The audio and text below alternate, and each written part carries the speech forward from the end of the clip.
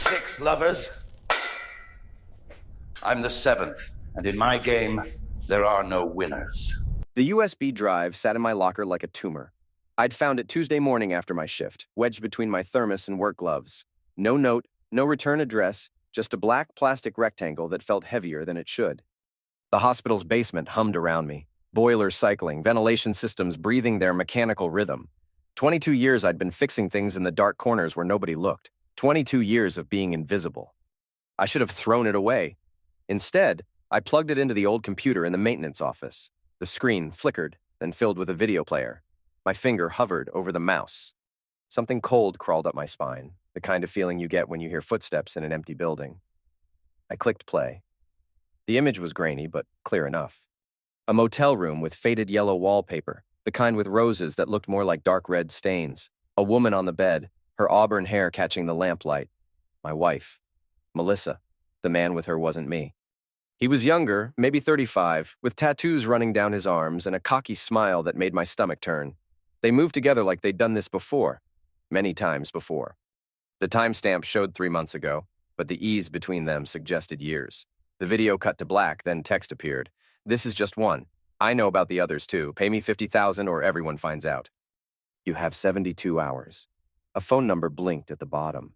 I sat back in my chair, the basement's humid air suddenly feeling thin.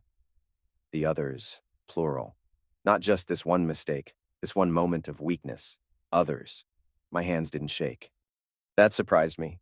23 years of marriage, 2 kids in college, a mortgage, shared dreams of retirement. All of it crumbling in 8 minutes of footage, and my hands were steady as stone. I rewound the video, studying the room. The wallpaper pattern nagged at me, roses on yellow with a water stain near the headboard shaped like Texas. I'd seen it before. The Riverside Motel. 6 months ago, I'd fixed their dryer system. Spent 3 days in that place, room by room, checking connections. I remembered laughing with the manager about that wallpaper, how it looked like a crime scene. Now, it was. I copied the file to my personal drive and deleted the original. The computer's fan whirred as it processed, the only sound in the concrete tomb where I spent my nights. Above me, the hospital buzzed with life. Doctors saving people, nurses comforting families, janitors mopping away the evidence of human frailty. Down here, I planned my first move. The motel manager, Pete Kowalski, remembered me. Hard not to. I was the guy who'd saved him $4,000 on a new dryer system. Ethan, what brings you back?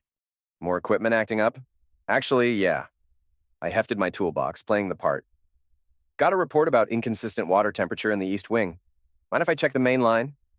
Pete waved me through. Knock yourself out. You know the place better than I do. I did. Every pipe, every wire, every camera angle. The Riverside was one of those places that attracted people who paid cash and didn't want questions. Pete had installed security cameras after a robbery 2 years back, but they were poorly positioned, more for show than actual surveillance. Room 237 was where they'd filmed the video. I knocked, heard nothing, used my master key override technique. Maintenance perks. The room was empty, recently cleaned, but the wallpaper was unmistakable. Texas-shaped water stain right where I remembered. I set up my equipment and got to work on the pipes, but my real focus was the guest registry system. Pete kept digital records going back 3 years, amazing what people didn't secure properly. While running diagnostics on the water heater, I pulled up the check-in logs on my tablet. Cross-reference dates with Melissa's business trips and girls' weekends over the past 2 years. The pattern made my chest tight. October 15th, 2023, Kyle Brandt, room 237. Same date, Melissa claimed she was visiting her sister in Phoenix. December 3rd, 2023, Ronald Hale, room 215. Melissa's mandatory conference in Denver. February 18th, 2024, Dean Collier, room 203. Her spa weekend with college friends. April 22nd, 2024, Brent Ralston, room 237 again. The weekend she supposedly helped her mother move, June 8th, 2024, Victor Shaw, room 189. Business retreat that didn't exist. August 14th, 2024, Joel Barris, room 237. Her most recent girls' trip to Vegas. 6 names, 6 different men. 6 times my wife had driven 40 minutes out of town to lie naked with strangers while I fixed broken things in hospital basements. The dates told a story I'd been too blind to read.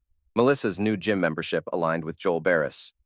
Her sudden interest in classic cars matched Ronald Hale's first visit. The home improvement kicks coincided with Dean Collier, who worked construction. Each man had given her a new hobby, a new interest, a new reason to be somewhere else. I printed the logs and tucked them into my toolbox. Pete found me an hour later, wrapping up actual repair work. Find the problem? Yeah, I said, packing my tools. Found exactly what I was looking for.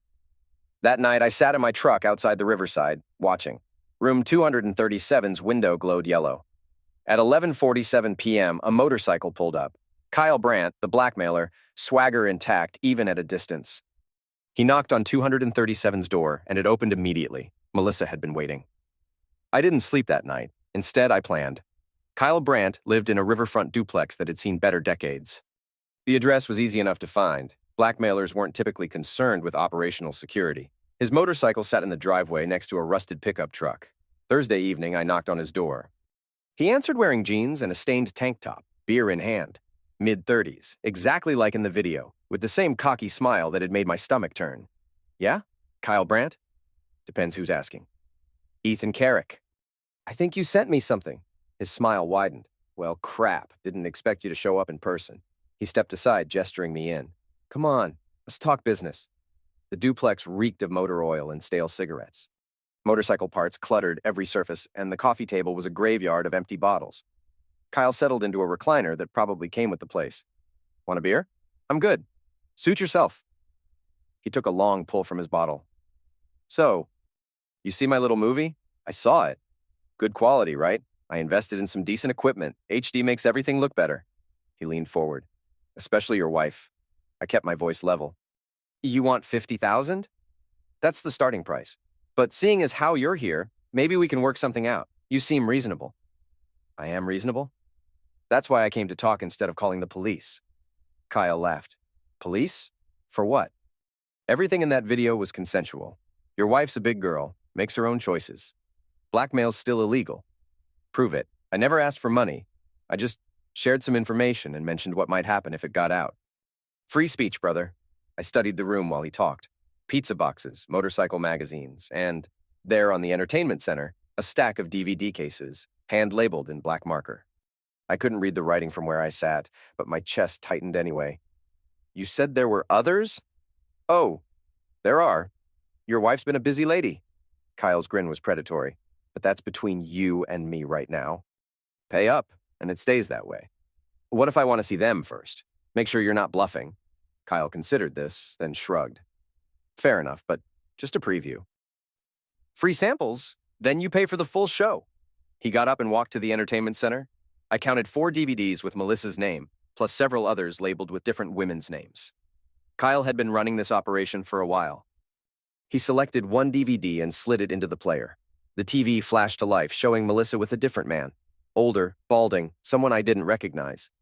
This was last year. Guy's name is Victor Shaw. Lives about 3 streets over from you, actually.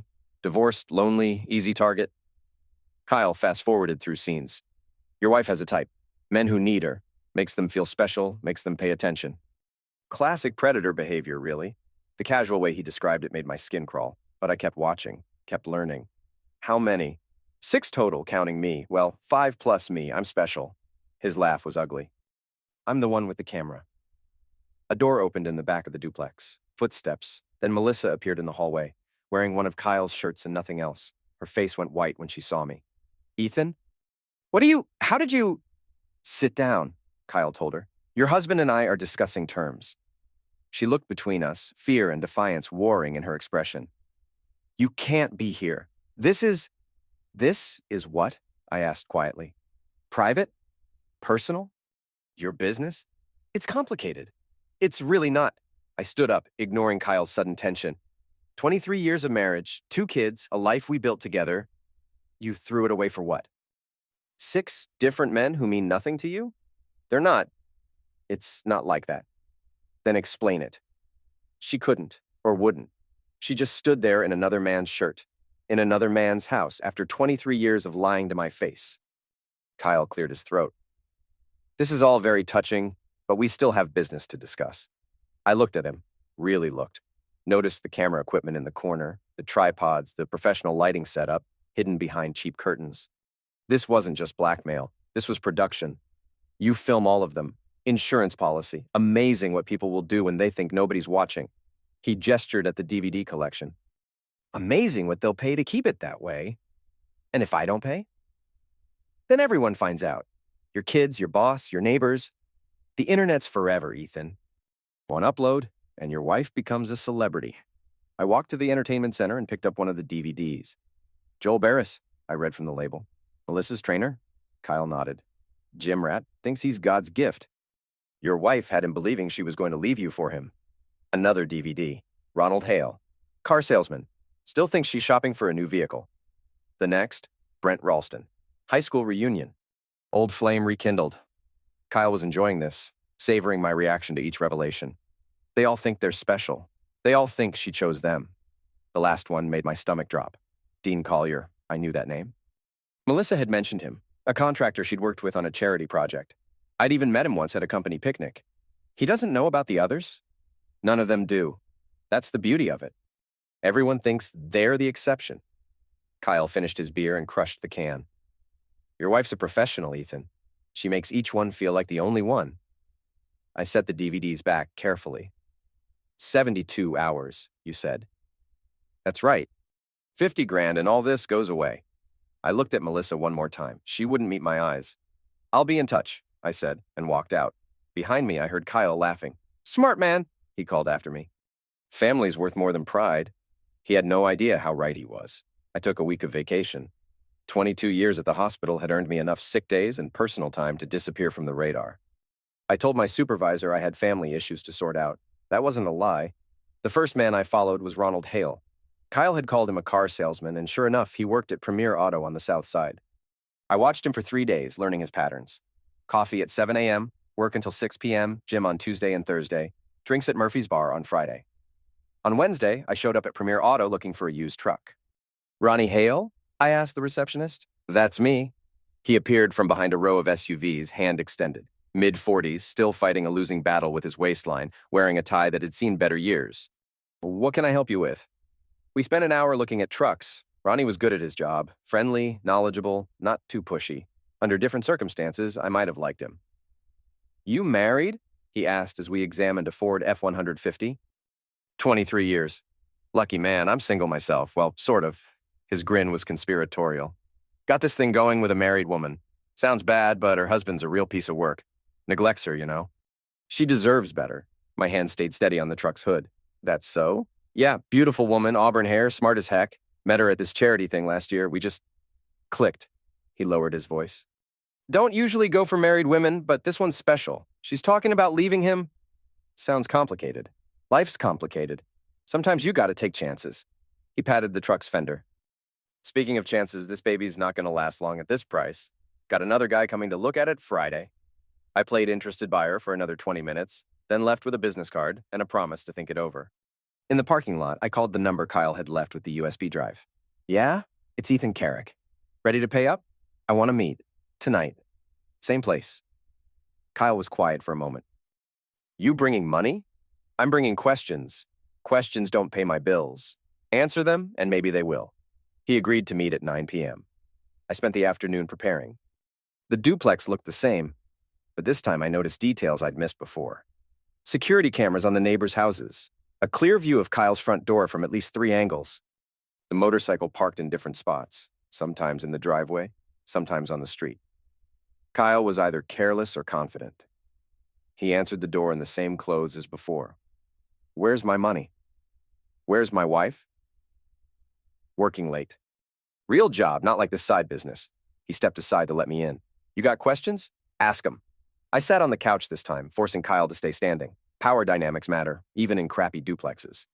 Ronald Hale thinks Melissa's going to leave me for him. Kyle laughed.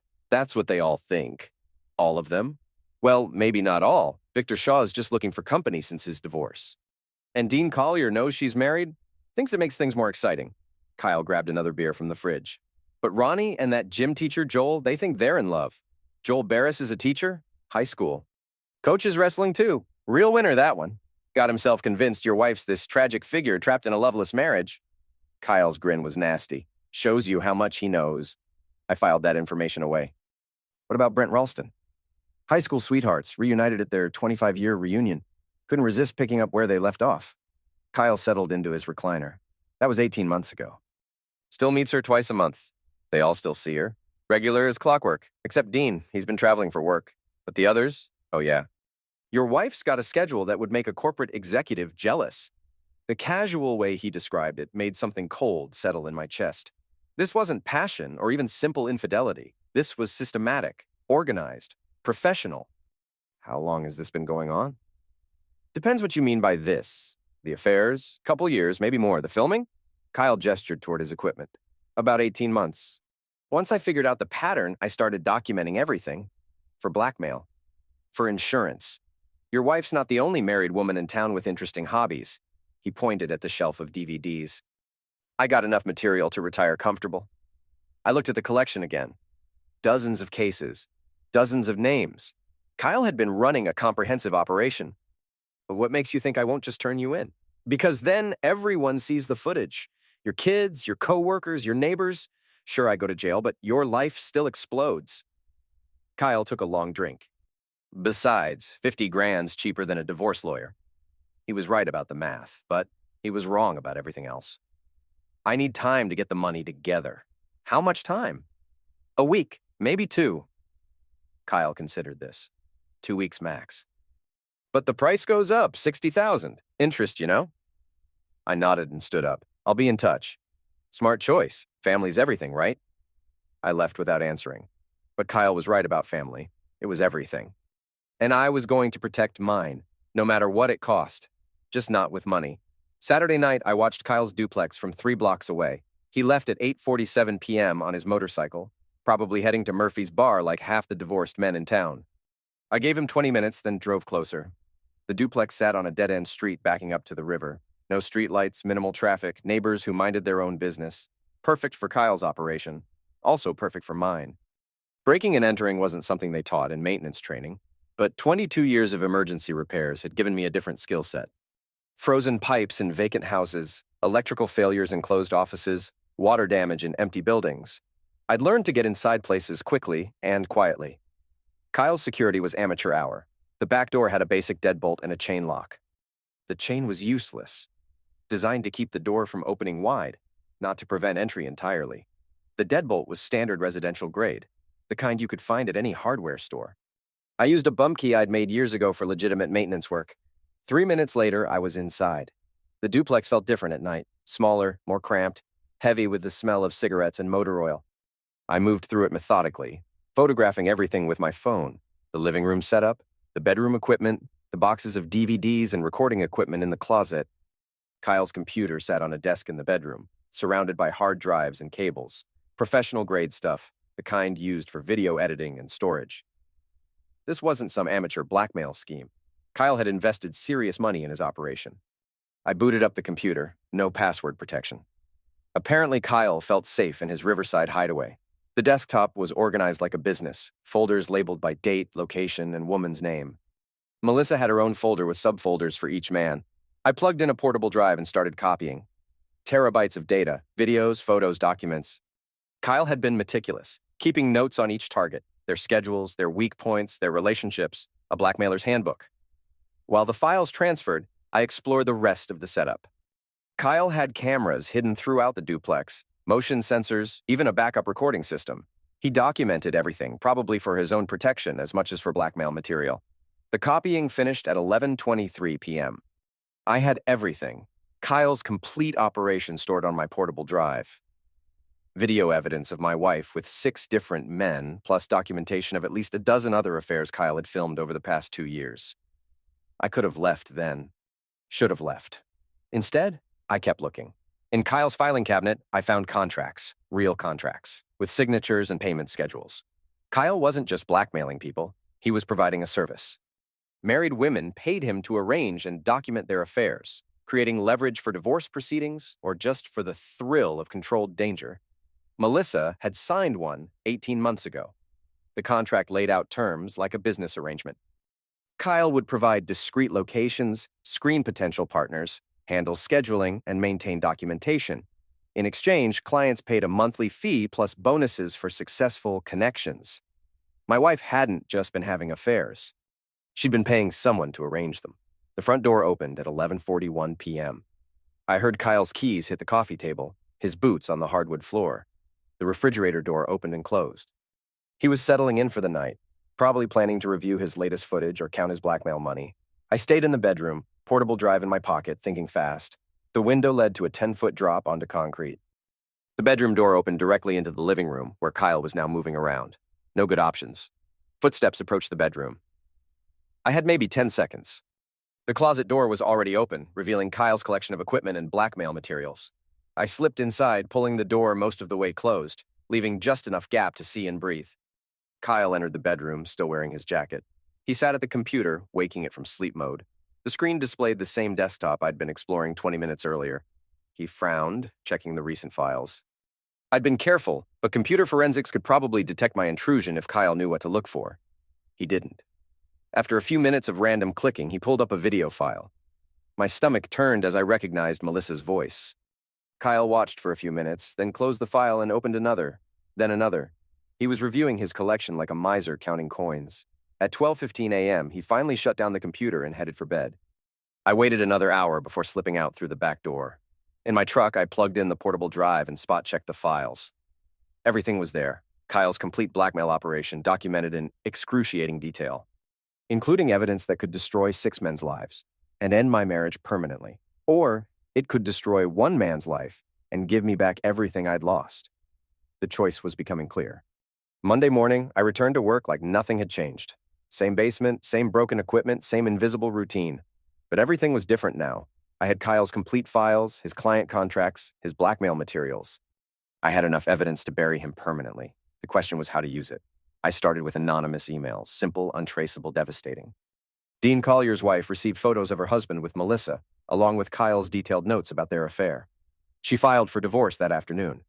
Joel Barris's principal got video evidence of the high school teacher's relationship with a married woman, plus documentation showing he'd used school property for personal meetings.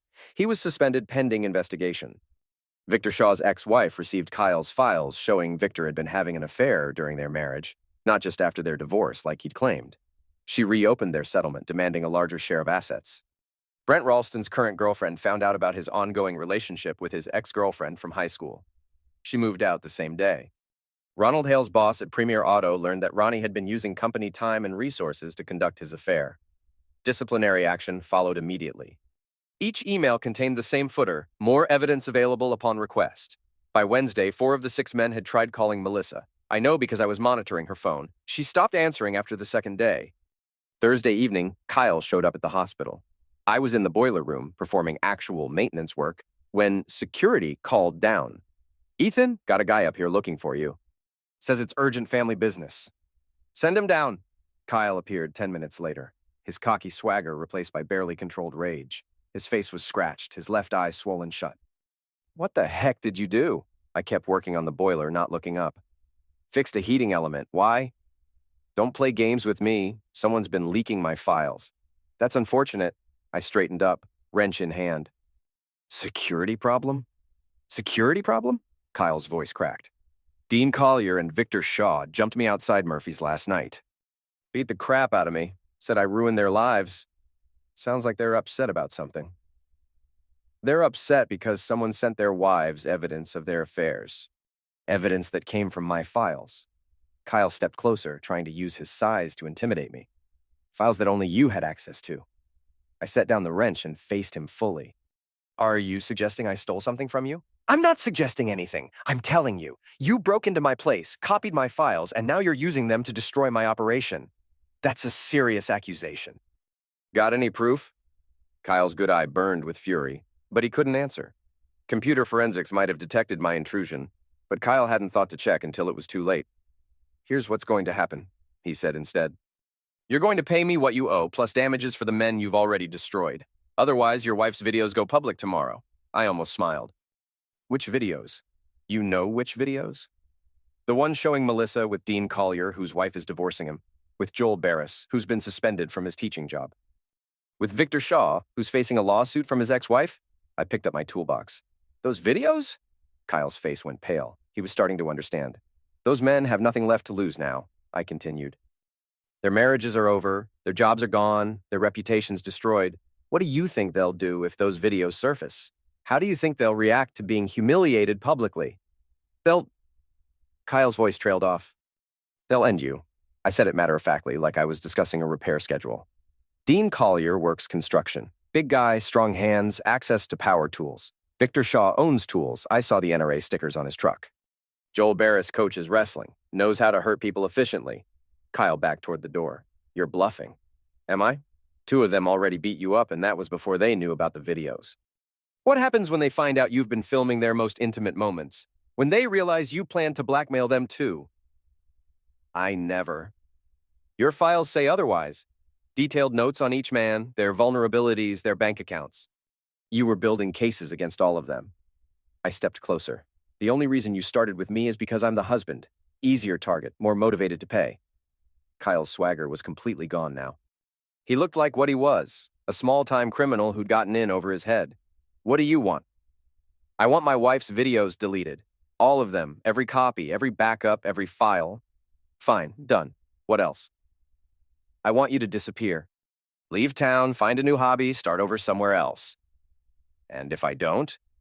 Then tomorrow I send the rest of your files to the appropriate people.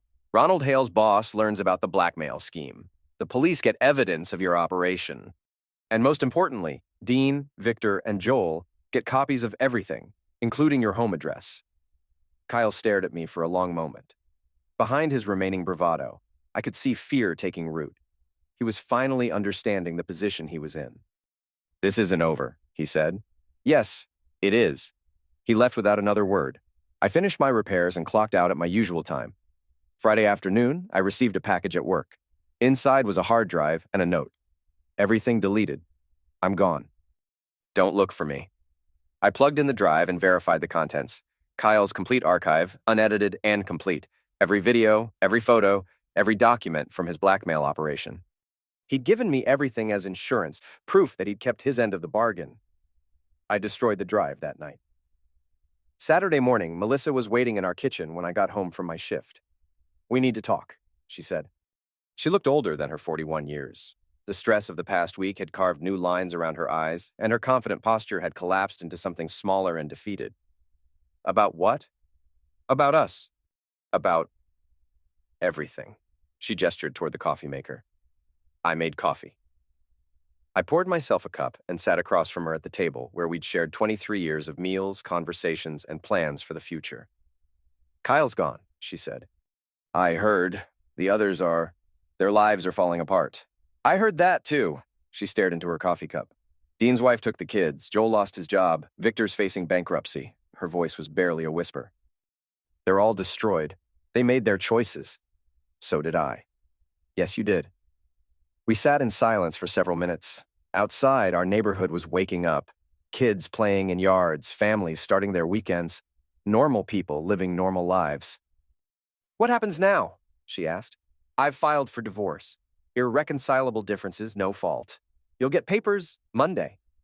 Her head snapped up. Ethan, please. We can work through this. Counseling, therapy, whatever it takes. 23 years, Melissa, 6 men, a contract with a blackmailer to arrange your affairs? I set down my coffee cup. There's nothing left to work through. It wasn't supposed to happen like this. It just got out of control. You paid Kyle to document your infidelity. That's not out of control. That's premeditated. Tears started down her face. I never meant to hurt you, but you did. Every time for 2 years, you chose to hurt me. I stood up. I'm staying at the Hampton Inn until the house sells. My lawyer will handle everything else. The kids will understand eventually. I won't poison them against you, but I won't lie to them either.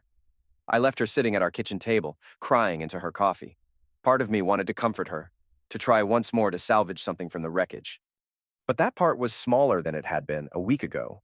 Monday morning brought divorce papers and a clean slate. Tuesday brought a cash offer on the house. Wednesday brought news that Kyle Brandt had been found in a Detroit motel room, apparently dead from an overdose. I felt nothing about Kyle's death. He'd made his choices too. Thursday evening, I was moving my belongings out of the house when Melissa appeared in the doorway. I saw the news about Kyle. I continued packing my books. A lot of that going around. Did you... She stopped herself. Did I what? Nothing. Never mind. She helped me load boxes into my truck, and we worked in silence until everything was loaded. As I climbed into the driver's seat, she knocked on the window. Ethan, I'm sorry for all of it. I rolled down the window. I know you are. Does that matter? I thought about it for a moment. 23 years of marriage, 2 kids, a life built together and torn apart by choices that couldn't be undone. Not today, I said. Maybe not ever. I drove away, leaving her standing in the driveway of the house we'd bought when we still believed in forever. In my rearview mirror, I watched her get smaller until she disappeared entirely. The hospital was expecting me for the night shift. Boilers needed maintenance, pipes needed repair, and broken things needed fixing. I was good at fixing things, had been doing it for 22 years. Some things, though, stayed broken.